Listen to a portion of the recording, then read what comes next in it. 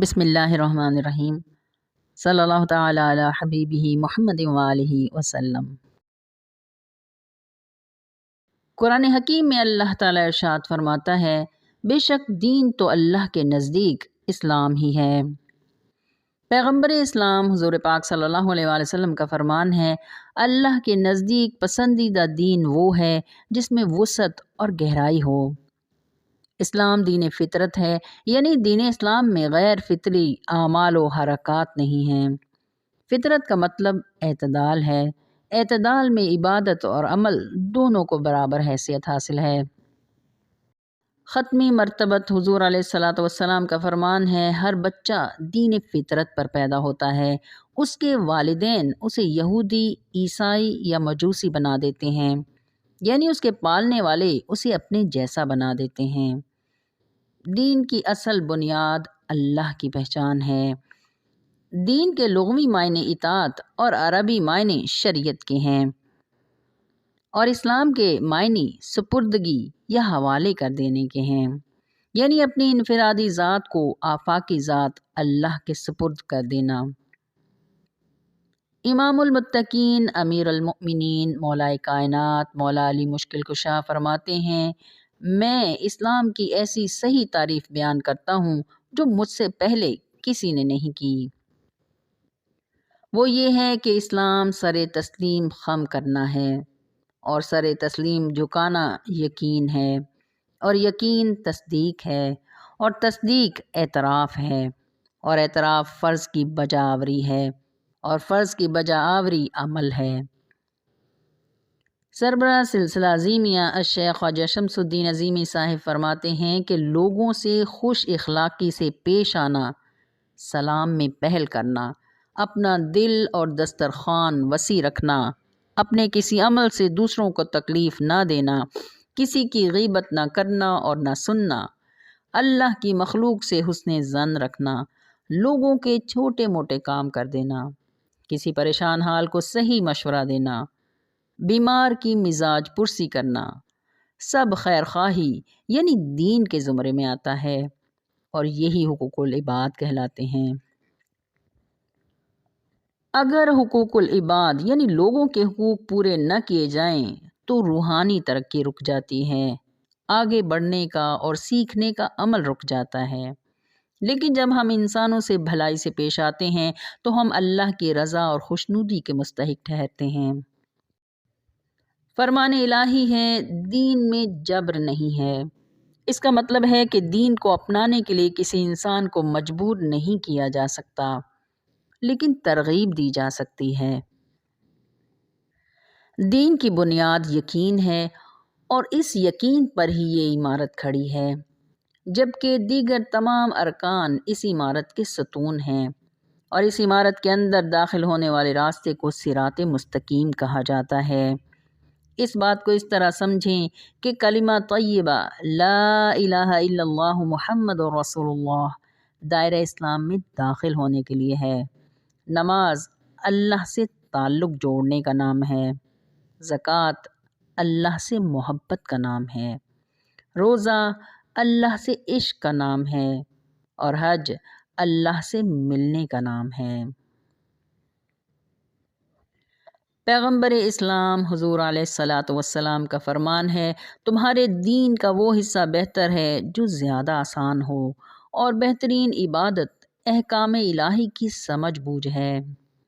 ایک اور موقع پر فرمایا، ہر شے کا ایک ستون ہے، اور دین کا ستون فقہ ہے۔ ستون قائم ہو تو ہی مکان قائم رہتا ہے، اور اگر ایک ستون بھی نکل جائے تو چھت کمزور ہو جاتی ہے، یعنی دین کا باطنی وصف تفکر ہے، سوچ بچار ہے۔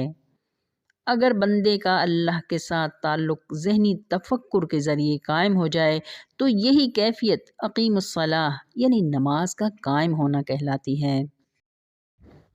شاعر اسلام ڈاکٹر علامہ محمد اقبال رحمۃ اللہ علیہ فرماتے ہیں، در حقیقت اسلام رسمی عبادتوں اور عقیدتوں کا مجموعہ نہیں ہے، بلکہ یہ ایک مکمل نظام حیات ہے۔ اسلام تنگ نظری اور تنگ دلی کا دین نہیں ہے، اور نہ ہی ان دونوں چیزوں کی اس میں گنجائش ہے۔ اور اس غلط فہمی کو بھی اسلام مکمل طور پر رد کرتا ہے کہ دین اور دنیا دو الگ الگ چیزیں ہیں۔ دین اسلام مکمل ضابطۂ حیات ہے۔ اللہ کا فرمان ہے، اللہ جس شخص کو ہدایت دیتا ہے اس کا سینہ ہدایت کے لیے کھول دیتا ہے، اور جس کو گمراہ کرتا ہے اس کے سینے میں سختی اور تنگی پیدا کر دیتا ہے۔ پیغمبر اسلام نبی مکرم صلی اللہ علیہ وآلہ وسلم نے مدینہ منورہ میں ایک مرتبہ فرمایا، اے لوگو، اسلام کا چرچا کرو اور کھانا کھلاؤ اور صلہ رحمی کرو۔ دنیا میں جتنے بھی مذاہب ہیں، ہر مذہب کا نام یا تو اس شخص کے ذاتی نام پر رکھا گیا یا پھر قوم کے نام پر جہاں وہ پیدا ہوا، مثلا عیسائیت، بدھ مت، زرتشتی، جبکہ یہودی مذہب کا بانی ایک خاص قبیلہ یہودا میں پیدا ہوا۔ لیکن اسلام کی خصوصیت یہ ہے کہ اسلام کسی شخص یا قوم یا قبیلے سے منسوب نہیں ہے اور نہ کسی خاص علاقے سے اس کا تعلق ہے۔ ہر زمانے اور ہر قوم کے جن سچے لوگوں میں یہ صفت پائی جاتی ہے وہ سب مسلم تھے، مسلم ہیں اور مسلم رہیں گے۔ عربی لغت میں مسلم کا ایک مطلب یہ ہے کہ ایسا اونٹ جس کو نکیل ڈال دی گئی ہو اور اس کی مہار دوسرے بندے کے ہاتھ میں ہو۔ نوع انسانی کے ساتھ ساتھ ساری کائنات میں موجود ہر شے، تمام عالمین میں موجود تمام مخلوقات یعنی زمین، سورج، چاند، ستارے، پانی، ہوا، روشنی، حرارت، جمادات، حیوانات، فرشتے، سماوات، جنات اور انسانوں کا اندرونی نظام، سب کچھ اللہ کا مطیع اور فرما بردار ہے۔ اس لحاظ سے ساری کائنات کا دین اسلام ہے۔ حضرت شیخ عبدالحق محدث دہلوی رحمۃ اللہ علیہ فرماتے ہیں کہ اسلام ظاہری اعمال کا نام ہے اور ایمان باطنی اعتقاد کا نام ہے، اور دین ان ہر دو کے مجموعے کو کہتے ہیں۔ قرآن حکیم میں اللہ فرماتا ہے، یہ بدو کہتے ہیں ہم ایمان لائے، ان سے کہو ابھی تم ایمان نہیں لائے بلکہ یوں کہو کہ ہم مسلمان ہو گئے ہیں، ایمان ابھی تمہارے دلوں میں داخل نہیں ہوا۔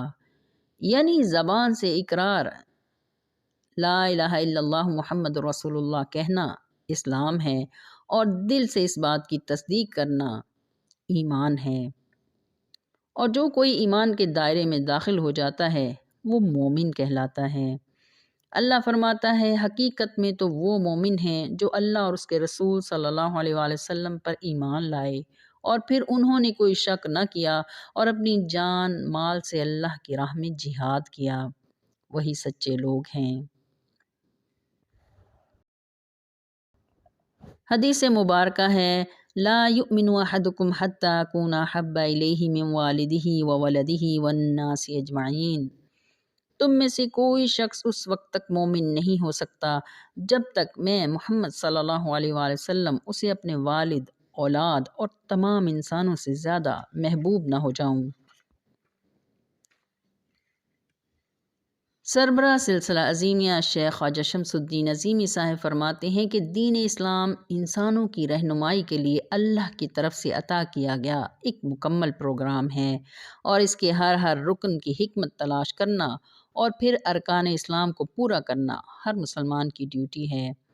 دین اسلام کے سوا کسی دین میں آخری حصول اللہ نہیں ہے، صرف دین اسلام میں یا روحانیت میں یا مابعد النفسیات یا روحانی سائنس یا میٹا فزکس میں ہی آخری حصول اللہ کی ذات ہے۔ امام محمد باقر علیہ السلام اپنے حلقے میں فزکس کا مضمون بھی پڑھاتے تھے اور فرمایا کرتے تھے، علوم میں جتنی ترقی ہوگی وہ دین کی تقویت کا باعث بنے گی۔ تمام پیغمبروں کا دین بھی ایک ہی ہے، اور پیغمبران علیہم السلام اجمعین کی تعلیمات کو پھیلانا اور قبول کر کے عمل کرنا دین اسلام ہے۔ اللہ کے دین یعنی مشن کو پھیلانا ہر امتی پر فرض ہے۔ دین کی اشاعت اور اس میں تعاون کرنا پیغمبر اسلام محمد رسول اللہ صلی اللہ علیہ وآلہ وسلم کا پسندیدہ عمل ہے، کیونکہ انسان جب دین کے دائرے میں رہتے ہوئے زندگی گزارتا ہے تو اس کا ذہن مثبت سمت میں سفر کرتا ہے، نتیجتاً وہ پرسکون زندگی گزارتا ہے، اور سکون ایسی کیفیت ہے جس کی آج سب سے زیادہ ضرورت ہے۔ بے پناہ ترقی، مادی اشیاء کی فراوانی اور بہتر معیاری زندگی گزارنے کے باوجود ہر کوئی بے سکون ہے، اور سکون تب ہی میسر آتا ہے جب انسان اللہ کی پہچان حاصل کر لیتا ہے، اور یہی دین کی اصل یعنی بنیاد ہے۔ اللہ تعالی ہم سب کو اپنے محبوب صلی اللہ علیہ وآلہ وسلم کی معرفت نصیب فرمائے، آمین یا رب العالمین، آمین۔